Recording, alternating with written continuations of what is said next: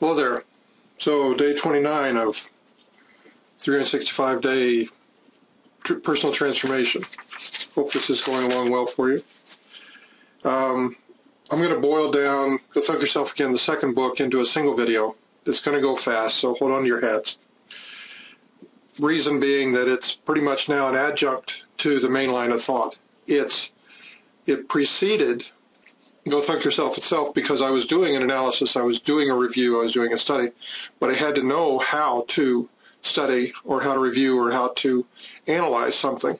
And so I stepped back and took that step to figure out what is analysis, which is why this is called analysis of analysis. Now, we started off with a scientific method. I had to go back to my original papers to get all this straight. The book itself is my most controversial book of everything I wrote. If you want to see stories about queer art, politicians, anything in between, it's in there. Economics, how crazy they are, how they lie, etc. But what our product is here is to just tell you the core findings about analysis and why it's important and how you can use it. Okay, so we started off with the scientific method because that's pretty much the basic of real analysis. However, we found out that there are many different types of scientific methodology. So I looked around for any other types of analysis. I found one called sequential analysis, or I named sequential analysis. It has to do with assembly lines and production lines, where they review how a line works against earlier production or against production goals. They find the faults and then they're able to tweak it, right? Now, the whole point with scientific analysis or any scientific method or any type of analysis that it has to be based on logic. That took me to the next step of what the hell is logic? Following it down, past these modern foo-foo papers and everything that have got it all convoluted into, I think academics sometimes only get paid to make things more complicated. But so taking it back to the Greeks, which seemed to have a purer sense of it, then I boiled down what they were saying to see if there was a common thread or a common basic to it. We came up with a definition for logic being that logical thought is apparently based on the comparison of two datums which predicts a third datum. Now, the other thing we have to do then come forward, if we have that as a logic that two things are compared, which then predicts a third, then we have to come forward, which is why the hell are you analyzing anything? And that gave us a conclusion that analysis is observably based on the purpose of finding more optimal solutions. With me so far? So we're trying to make things better, or we're trying to make them align to the goal, the outcome that we want, is probably more correctly. That would fit anything on the bell curve of that. Now, we then find a common action between these two things, that analysis observably compares two patterns which predicts a third, right? If you look at the scientific method, what's it doing? It's looking at something, it's comparing it to another one. Now let's just go over this point here, that how this works. In general, I mean, although some of these scientific methods have something like 16 steps to them, and others are much more simpler. Taking the simpler ones as more base, as long as they also then envelop the longer sequences, and we found they did. Longer sequences were just more complicated. That you have to observe the existing, you have to posit or conceive of an ideal, then you compare the available data, which is from your observations and your postulated ideal scene, and then you compare the results.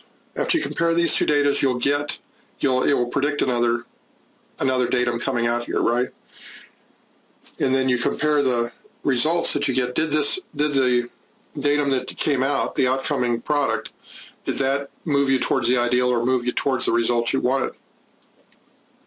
So we have these four things, and they as you work this, you can work it as a system in itself. This is probably the first, I go in that book about tetrads or four-way thunks, that four points would be the smallest possible system as a system.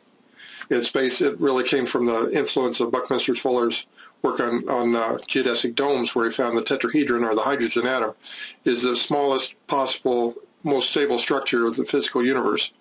It's four equally opposed and equally contributing particles. And that just takes off on its own tangent, but it's an interesting point to study, to know about. Now, if you have these, as that's what analysis is comparing things, right? We actually then find rules of analysis, which says that anything can be compared to anything. The comparisons make their own rules. You'll find this the rules of war, or the how they interact with each other.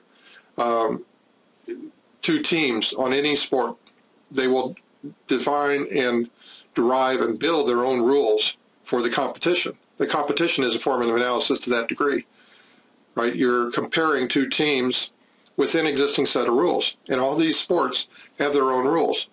But you also see the same thing with academics. You see the same thing in business, that competitions will be within a certain competition.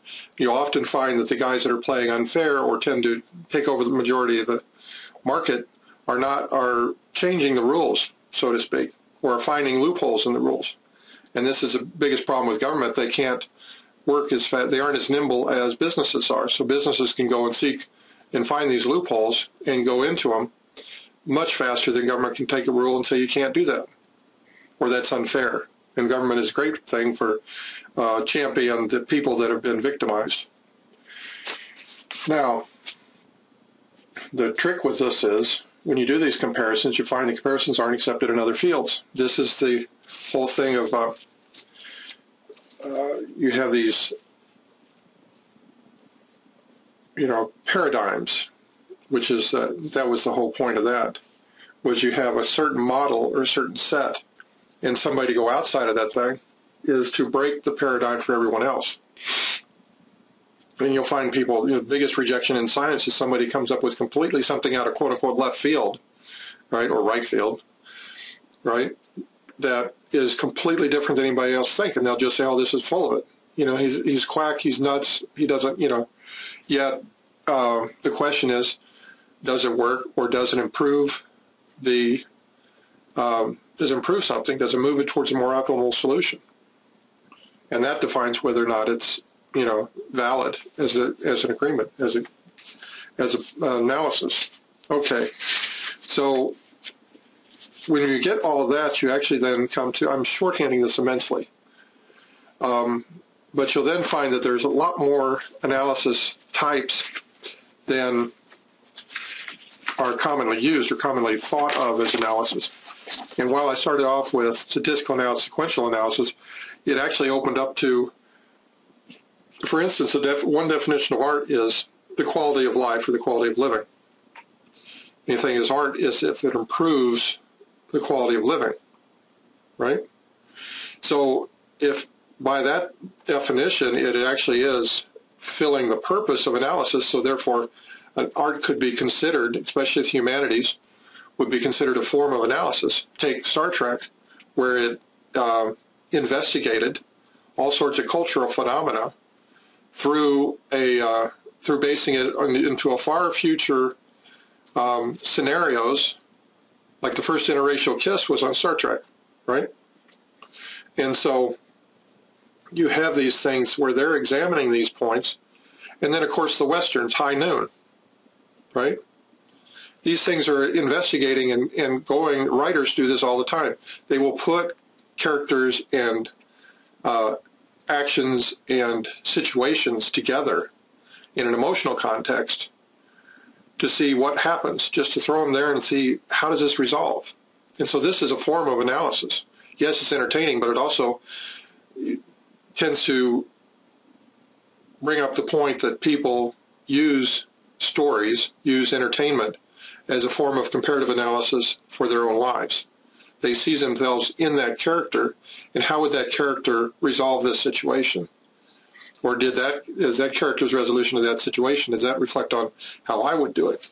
And people are often then using that type of education as a basis for their own solutions. So we find that art, humanities, is another form of analysis, and that brings up the point of speculative or intuitional analysis, which is a whole different way of thinking, and that's probably the most important part of this book, is that I'm asking you to actually throw away all the material ways of analyzing something or looking at something and start using your own intuition, your own, serendipitous thought as a way to analyze something and to see, if we take this leap of faith, this quantum leap of faith, will it improve our lives, or will it come up with a more optimal solution to whatever we're facing? Okay, well, that's about it for the day. Hope this has helped. Read my book if you have any questions, or contact me via one of my blogs or websites. Thanks.